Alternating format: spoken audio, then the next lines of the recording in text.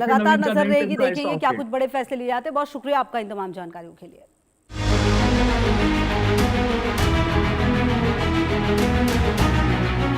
भारत और जापान की दोस्ती अब सिर्फ व्यापार या कूटनीति तक सीमित नहीं है। अब ये साझेदारी सीधे रक्षा मोर्चे पर उतर चुकी है। पहली बार भारत और जापान ने किसी रक्षा तकनीक को साथ मिलकर विकसित करने का फैसला किया और इस परियोजना का नाम है यूनिकॉर्न। एक ऐसी नेवल रेडियो एंटीना तकनीक जो भारतीय युद्धपोतों को दुश्मन के रडार से छिपाने में बड़ी भूमिका निभाएगी। आखिर यूनिकॉर्न क्या है, भारत के लिए इतना बड़ा गेम चेंजर क्यों है, क्यों इसे चीन के बढ़ते समुद्री प्रभाव के जवाब के तौर पर देखा जा रहा है और इससे भारत को कितना रणनीतिक लाभ मिलेगा, एक रिपोर्ट। हिंद महासागर से लेकर पूरे इंडो पैसिफिक तक शक्ति संतुलन तेजी से बदल रहा है। एक तरफ चीन अपनी नौसैनिक ताकत बढ़ा रहा है तो दूसरी तरफ भारत अब सिर्फ निगरानी नहीं बल्कि रणनीतिक जवाब की तैयारी में जुट चुका है। इस बीच भारत और जापान ने रक्षा क्षेत्र में ऐसा कदम उठाया है जो आने वाले वर्षों में एशिया की समुद्री राजनीति बदल सकता है। भारत और जापान की दोस्ती अब केवल कूटनीति, व्यापार या सांस्कृतिक संबंधों तक सीमित नहीं रही। अब ये साझेदारी सीधे रक्षा मोर्चे तक पहुंच चुकी है। प्रधानमंत्री नरेंद्र मोदी और जापान के प्रधानमंत्री साने तकाइची के बीच हुई उच्च स्तरीय वार्ता में दोनों देशों ने रक्षा क्षेत्र की पहली संयुक्त विकास परियोजना पर सहमति जताई।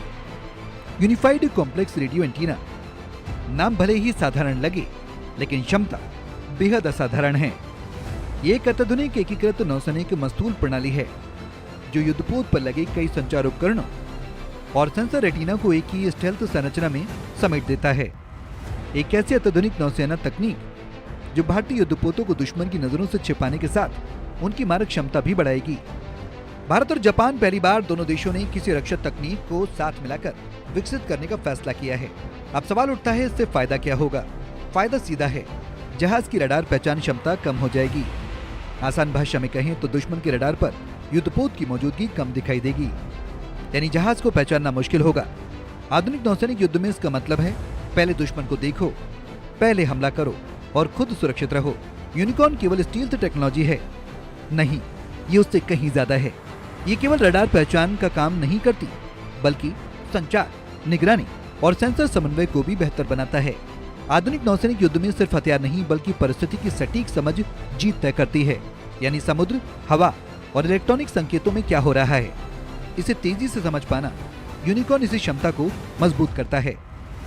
क्योंकि ये एक सामान्य रक्षा खरीद नहीं है। आमतौर पर देश तैयार सैन्य उपकरण खरीदते हैं, लेकिन यहाँ मामला अलग है।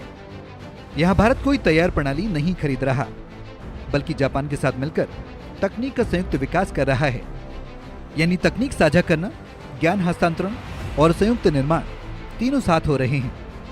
यही वजह है कि इस परियोजना को सिर्फ रक्षा समझौता नहीं बल्कि भरोसे का समझौता कहा जा रहा है, क्योंकि जापान परंपरागत रूप से अपनी उन्नत रक्षा तकनीकों को साझा करने में बेहद सतर्क रहा है। दशकों तक टोक्यो ने रक्षा निर्यात पर सख्त प्रतिबंध रखे।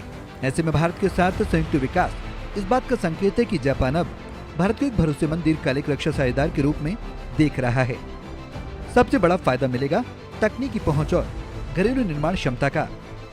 भारत अब केवल हथियार खरीदने वाला देश नहीं रहना चाहता, भारत उन्नत रक्षा प्रणालियों को खुद विकसित करना चाहता है। यही आत्मनिर्भर भारत की मूल सोच है।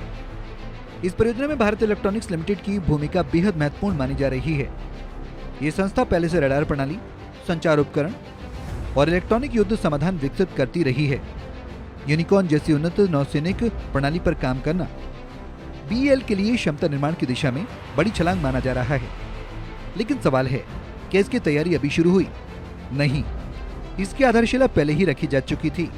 15 नवंबर 2024 में टोक्यो स्थित भारतीय दूतावास में भारत और जापान के बीच कार्यान्वयन ज्ञापन पर हस्ताक्षर हुए थे। यानी आज की घोषणा अचानक नहीं बल्कि लंबे राजनीतिक नियोजन का परिणाम है। अब बड़ा भू राजनीतिक सवाल, क्या ये चीन के लिए संदेश है? कई विशेषज्ञ यही मानते हैं। चीन हिंद महासागर और हिंद प्रशांत क्षेत्र में लगातार अपना समुद्री प्रभाव बढ़ा रहा है। चीनी पनडुब्बियां, निगरानी पोत और विमान वाहक पोत लगातार क्षेत्र में सक्रिय हैं। दक्षिण चीन सागर से मलक्का जलडमरू मध्य तक बीजिंग अपनी समुद्री मौजूदगी आक्रामक रूप से बढ़ा रहा है। ऐसे में भारत जापान साझेदारी केवल तकनीकी सहयोग नहीं बल्कि रणनीतिक संतुलन का हिस्सा भी बनती दिख रही है। यही कारण है कि इसे चतुष्पक्षीय सुरक्षा संवाद के व्यापक सुरक्षा ढांचे से जोड़कर भी देखा जा रहा है, जहां भारत, जापान, अमेरिका और ऑस्ट्रेलिया हिंद प्रशांत क्षेत्र में नियम आधारित व्यवस्था बनाए रखने की कोशिश कर रहे हैं। लेकिन ये साझेदारी केवल नौसेना तक सीमित नहीं है।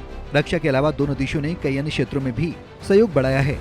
भारतीय भूवैज्ञानिक सर्वेक्षण और जापान धातु एवं ऊर्जा सुरक्षा संगठन के बीच भूवैज्ञान और खनिज खोज को लेकर समझौता हुआ है। महत्वपूर्ण खनिज आज अर्धचालकों, विद्युत वाहन बैटरियों और रक्षा विनिर्माण की रीढ़ माने जाते हैं। इसके अलावा औषधि, चिकित्सा उपकरण, बैटरी तकनीक, स्वच्छ ऊर्जा भंडारण, जैव गैस और जैविक उर्वरक उत्पादन जैसे क्षेत्रों में भी समझौते हुए हैं। इसका मतलब साफ है, भारत और जापान की साझेदारी अब केवल सैन्य सहयोग नहीं बल्कि भविष्य की तकनीकी व्यवस्था की जिम्मेदारी बनती जा रही है। जापान की प्रधानमंत्री साने तकाइची ने भी साफ कहा, भारत और जापान दुनिया की सबसे बड़ी लोकतांत्रिक और बाजार अर्थव्यवस्थाओं में शामिल है और दोनों मिलकर हिंद प्रशांत क्षेत्र में शांति, स्थिरता और समृद्धि सुनिश्चित करेंगे। अगर भारत जापान संबंधों के इतिहास को देखें तो ये रिश्ता दशकों पुराना है। दोनों देशों के बीच औपचारिक राजनयिक संबंध 1952 में स्थापित हुए। वर्ष 2000 में ये वैश्विक साझेदारी बना, 2006 में रणनीतिक और वैश्विक साझेदारी और 2014 में से विशेष रणनीतिक और वैश्विक साझेदारी का दर्जा मिला। रुक रहे हैं बहुत छोटे से ब्रेक के लिए, आप रहिए हमारे साथ, देखते रहिए इंडिया न्यूज।